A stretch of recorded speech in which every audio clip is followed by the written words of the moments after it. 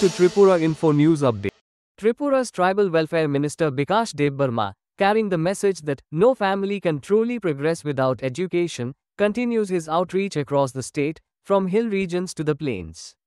As part of this mission, he recently engaged in a public interaction at Nayanpur under Teliamura RD block. In an intimate meeting near the Nayanpur market, the minister listened closely to the concerns of local residents, including men and women.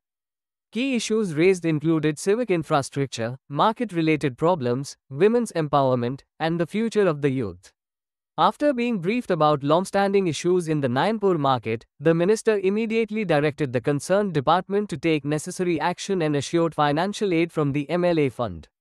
He emphasized the importance of implementing schemes for women's self-reliance and reaffirmed the government's commitment to strengthening women both socially and economically. Highlighting the role of education, he stated, "Education is the key to building a family, society, and nation." He also urged collective efforts to protect the youth from addiction, saying, "It's not just the government's job, every responsible citizen must act." The minister also stressed the importance of sports alongside education, believing it to be a path to a healthy and constructive life for the youth. "A healthy youth will build a healthy Tripura," he said. Notable attendees included Dhananjay Das, President, 29 Krishnapur Mandal, Vice President Gopal Das, and Mahila Morcha leader Sabita Das, among others. Listen to what Minister Bikash Debbarma shared with the local people. Media বন্ধুদেরকে প্রথমে media বন্ধুকে ধন্যবাদ জানাই আজকে আমাকে ভালো প্রশ্ন জেগার জন্য।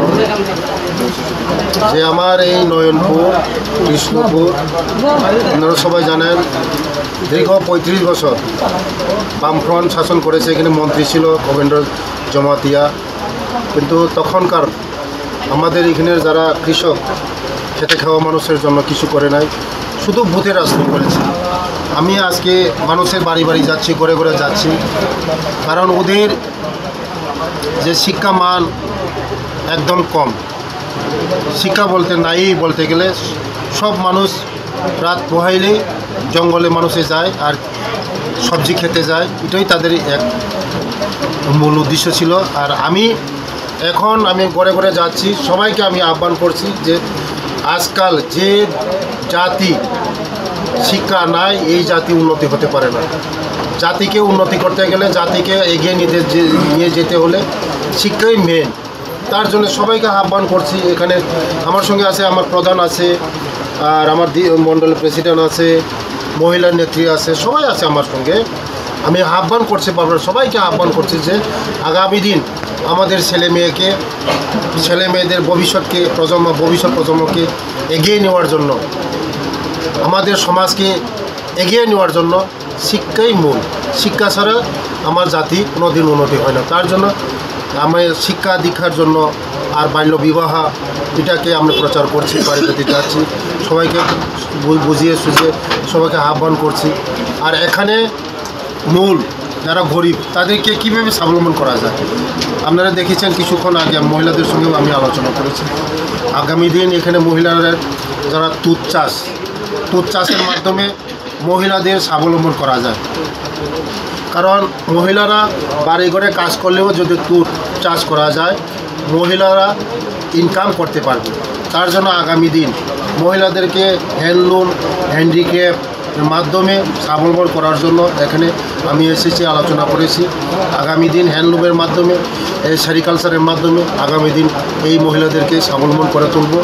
এবং আমার একটাই প্রার্থনা থাকবে, বাল্য বিবাহ। আমাদের সমাজের মধ্যে অনেক রীতি প্রচলন আছে, শিক্ষা দীক্ষা নাই, তো তার জন্য এখানে বাল্য বিবাহ হয়। বাল্য বিবাহের জন্য এটা কমসে কম 18 বছরের নিচে কেউ যেন বিয়ে না দেওয়া হয়, এটাই আহ্বান আছে। আমাদের রাজ্যের মুখ্যমন্ত্রীও এটাই আহ্বান করছে যে বাল্য বিবাহ প্রথা এটা বন্ধ করা এবং নেশা বিরোধী বন্ধ করা এবং জুয়া খেলা এগুলো বন্ধ করা, এটাই আহ্বান করছে আমাদের রাজ্যের জনপ্রিয় মুখ্যমন্ত্রী। উদ্যোগ নিয়েছে উজ্জীবন ব্যাংক, তারা খুব লাভবান হবে। রাত্রে তারা কাজ করে এসে সবজি অল্প স্বল্প নিয়ে আসে, তারা মার্কেটে নিয়ে আসে। এই সবজিগুলি বিক্রি করতে গেলে ওই অন্ধকারের মধ্যে তো সবই বিক্রি করা যায় না। তার জন্য আজকে এখানে হাই মার্কস পাওয়ার সোলার লাইট দেওয়া হয়েছে। আগামী দিন আরও এই মার্কেটের জন্য আরও চিন্তা ভাবনা করছি। এখানে নাট মন্দির আছে, নাট মন্দিরকে কীভাবে সুন্দর করা যায়, এবং কালী মন্দির আছে কীভাবে সুন্দর করা যায়। আগামী দিন এখানের যারা গরিব মানুষ তাদেরকে উন্নয়নের পথে নিয়ে আসা, এটার জন্য আলোচনা করেছি। আর দীর্ঘদিনের এখানে একটা ইস্যু ছিল, এই কৃষ্ণপুরের ইস্যু ছিল আমাদের জনপ্রিয় মুখ্যমন্ত্রী প্রফেসর ডক্টর মানিক সাহাজি আমাদের এই ইস্যুকে আমাদেরকে দিয়েছি। কারণ দীর্ঘদিনের এখানে একটা থানার আমাদের দাবি ছিল এখানে কৃষ্ণপুরের মানুষের জন্য। এখানে আপনারা সবাই জানেন দিন দুপুরবেলা আমাদের নতুন বাজারের মধ্যে বড়লুঙ্গার মধ্যে 17 জন একসঙ্গে উগ্রবাদীরা খুন করে ফেলিয়েছে। তার জন্য এখানে একটা এই সিকিউরিটির ইস্যু ছিল, এখানে হয়েছে। এবং আর একটা ইস্যু আছে আমাদের এই কৃষ্ণপুরের বাসের দাবি, এখানেও একটা হসপিটাল। কারণ এখানের মানুষ সবাই গরিব, কারণ তেলিয়ামুড়া যেতে হলে অনেক প্রায় 5 কিলোমিটার 10 কিলোমিটার যেতে হয়, এবং আগরতলা যেতে হয়, কল্যাণপুর অনেক দূর। তার জন্য এখানে যদি লোকাল একটা হসপিটাল হয়, গরিব মানুষের উপকার হবে। ধন্যবাদ। Subscribe to Tripura Info and press the bell icon so that you never miss any latest updates and news on Tripura.